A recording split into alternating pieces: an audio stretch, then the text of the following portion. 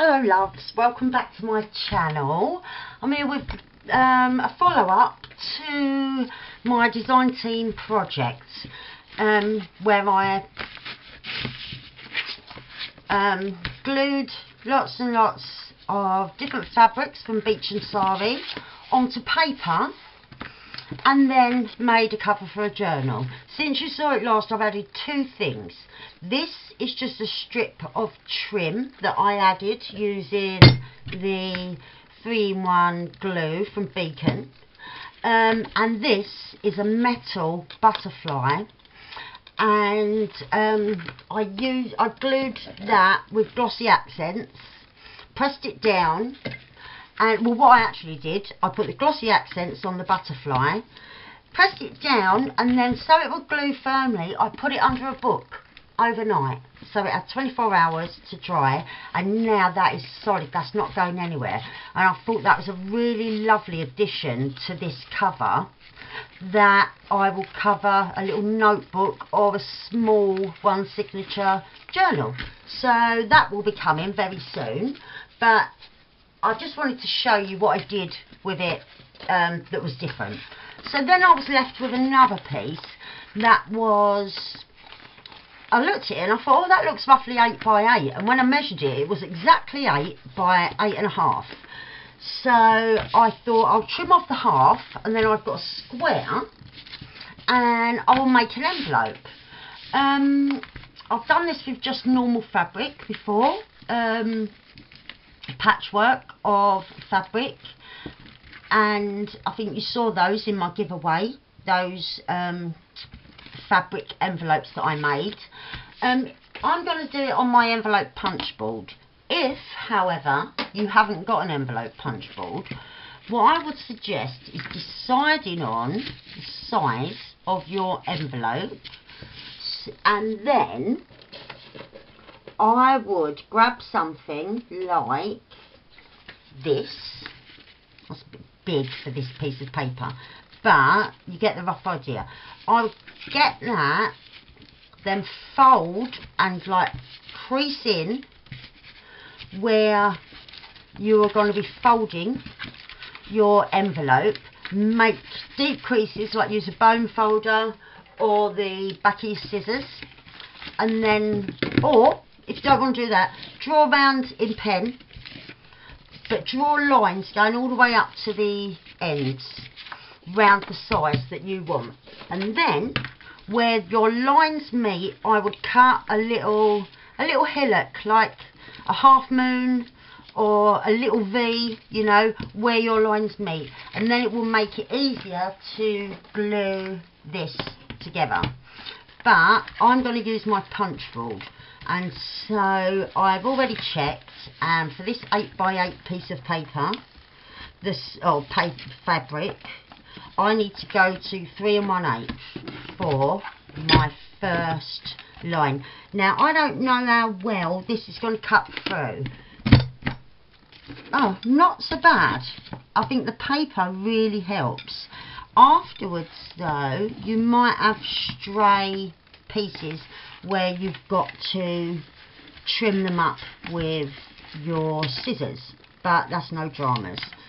So, oh, I had to stand up for that one. It's quite difficult to puncture, right, and quite difficult as well to score, you know, but if you just go over it a few times, it should be okay. And let's get that one up. Oh, I need to keep standing up for this. So yeah, welcome back everyone. I've had some really lovely feedback from the other video I did. I think because some people are quite sort of intimidated by thinking of doing something like this on the sewing machine. So look, I think it's quite refreshing to know that you don't need a sewing machine to make cool things, because who would know that I haven't sewn all that together, you know, apart from me that I told you. And you can use anything for lining. I think if you're doing something like this, baking paper or fabric pattern, like clothes pattern papers, like this, it's very thin, but once it's got the glue on, it's very durable. Now you see it cut through in all 3 of the corners and just left one that needs trimming. So, and you see, like I said, a little hillock that you would cut out with your scissors at the joins of your lines. So you really don't need an envelope punch board. You can do this perfectly without. So that is finished with, and then we're left with our envelopes. So just deciding on, I think I'm going to have this as the top, and then I can put a nice decorative piece of trim. And like I mentioned when I was making this cover, the lovely fabrics are all from Beach and Sari, and this is my design team project. And yeah, the fabrics are all ethically sourced. I'm going to cut across here because I like to have that in a straight line rather than a point, but you don't have to, it's whatever you prefer. And these, you get these little stray bits and you can just easily glue them down and no one will know. Did any come out then? And so yeah, all these fabrics are ethically sourced and they really are beautiful to work with, and you get some really colourful bits and bobs in there. I think they're fabulous. So all I'm going to do now is glue this together, and yeah, this is the first one I've done that I haven't used the sewing machine. And yeah, it's refreshingly easy. It really is easy to do, and I think you get really cool results. So that is our basic envelope. You might need to hold it a little while to get it to stay in place, and just go over your lines, your edges with the back of your scissors or your bone folder to just get them nice and crisp. So there's our envelope and there's our top, and you can use your envelope punch board or just any corner rounder to round the end. Yeah, that didn't work very well at all, so I'm just going to use the scissors and just round this off a little bit, and there is our envelope. And I'm just going to put a few extra bits and pieces on to zhuzh this up even more and make it gorgeous. Right, so I've grabbed a couple of bits of little trims, and this is where we're going to zhuzh this baby up a bit. So, oh, I just wanted to grab another thing. It's not in that one. Oh yeah, there they are. I want them little gems. So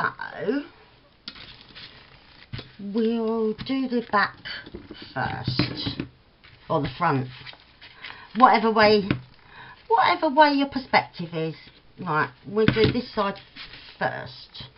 So I thought, I've got this bit, this is the last bit of this trim I've got. It's not quite long enough to go the whole length. However, I thought I could put a little gem either side of the last bit, and that would look pretty cool. So, like, give it a bit of zhuzh if it's like coming out the edge of your journal. Right, so we'll glue onto here, not the envelope, because as I said, I haven't got enough to go the whole length, and I don't want a sticky bit at the end before I need it sticky. Right. Let's get that on there. And yeah, I'd say that's about even each end, the gap. And so still, no sewing, we're just using glue. And everyone's got glue, haven't they? Right, so I want 2 gems that match, but not too big. Those hearts look too big. They look too big. And what about these oval ones? They're a bit too big.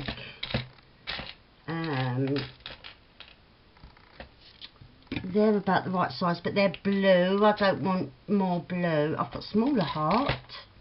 I've got 2 of them. Or,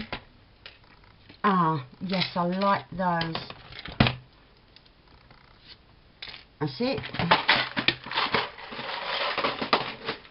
Oh, sorry for the rustling. I was just putting that away behind me.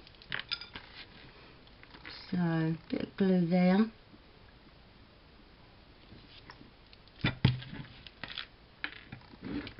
And I think I'm going to do that on the wonk like that, so it's more like a diamond than a square. And the same over here. So, I hope everyone is well. I had some lovely feedback from the last video. Because I think quite often the thought of like making something from scratch on the sewing machine that you haven't got a pattern for, that you're trying to make the pattern for yourself, is quite daunting. I know it is for me. Like sometimes my granddaughter, she's really got a high opinion of my abilities, bless her, but some of the things she says, Nana, can you make me this? And some of the things are just really so difficult. I'm like, what? Oh, I don't know. I will have a go, but I really don't think I can. Like loads of different animals and things like that. And I'm like, oh my gosh, where do I start? The other week it was a dragon that she wanted me to make on the sewing machine with no pattern. And yeah, she thought I would be able to do it in a day. So yeah, that's a challenge that I still haven't met yet. I was thinking I've just cut this to be like a little square, and I thought it would be quite cute to put it up there in that corner, like where a stamp would normally go. I think that looks a little bit cute. Or is it just me? And yeah, what you could do when it's dry, you could stick an actual stamp on top of this. Or like an image of a stamp, because I get hundreds of images of stamps out of my stamp collecting magazine that I told you, and also my coin collecting magazine. You get stamps in there, and you get like old notes and things and letters that people have sent and stuff. I really can't recommend them enough. Right, and I was thinking this side looks a bit dull over here. I was thinking I'd have a nice splash of gold going along with this trim here to brighten up this corner. And then I might be ready to turn over. We'll see. I might do one more thing as well. But as you can see, it's all starting to get really bright and vibrant and wonderful. And we haven't even took the cover off the sewing machine. So it's a good cheat, isn't it? Let's see, that, press it down. And this glue dries so quick, it just takes like minutes to get something like this done, which is also a bonus. Not that I mind, I spend a lot of time in my craft room and I enjoy it, so it's no problem. That might be a bit long. I was thinking, because that still is a bit dull, and do that way, but I don't want to cover up too much of the green because I love that and that's nice and vibrant. So that there, I think that side will be done. I mean, you can go as crazy as you want, you know, or keep it as like calm and subtle as you want. Like, you can do this with any types of fabric. It don't have to be these really bright ones, but I'm using like my beach and sari fabrics and trims, and yeah, they're amazing. They're just so good to work with because the colours and the textures are all just so wonderful. And yeah, I love using them, and especially I'm doing a design team project, I've got to use them. But then I think, oh, I don't want to use them because they're so gorgeous. I was thinking of putting that there or that there. I cannot decide. I might have that over here. So I've got quite a bit of green there. So I might have that there, just bringing some gorgeousness into that corner. And yeah, I think I'll have that there because the shape of the piece just works beautifully in that corner. Let's just see. Sorry, I'm just holding it up. That'll have to be glued down a bit. That's going astray.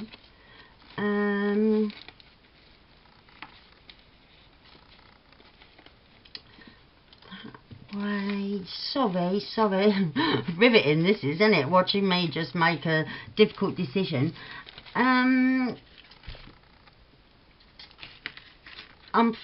No. Oh, this is terrible, isn't it? I'm just turning it around and around and around. Right, I'll go that way. Okay, so get some glue on the back, and then I'm going to have to put a bit of glue. You see that bit of gold trim that's coming away? But again, that's no drama. This glue is excellent for those kind of problems. Right, let's get it off my finger and onto our gorgeous envelope. Right, I might not need a bit of glue now because the fabric's so thin. The glue's kind of soaked through a little bit, which is perfect for me because I needed to glue that bit down, didn't I? And it's done it all on its own. So well done there. I think I'm going to have a bit of blue up on this brown because it's a little bit dull.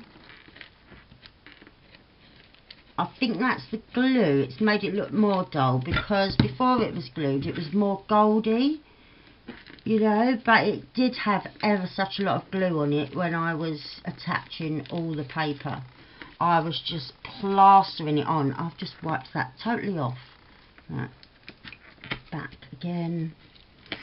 I did my age-old trick of sticking it to myself more securely than I stuck it to the envelope or the fabric. Right, and I don't know, I might save this one for the next one I make because I will be making some more because they do seem quite popular. I think that looks nice and it's a great fit.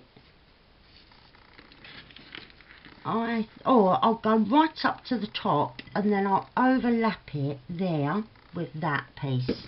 Yep, that is a decision made quickly for a change. I'm not deliberating, I'm just going for it. So that bit up there to the top, just a bit of glue on here, and then Bob's your uncle. It's done. Right, so how quick was that for making something fabulous? Because these are really cool and you're not going to catch any of the fabrics now because it's lined with paper. It's really hard wearing and it keep its shape. It's not going to be all floppy. and that you've got a nice sturdy envelope there, which is made from beautiful fabrics and trims.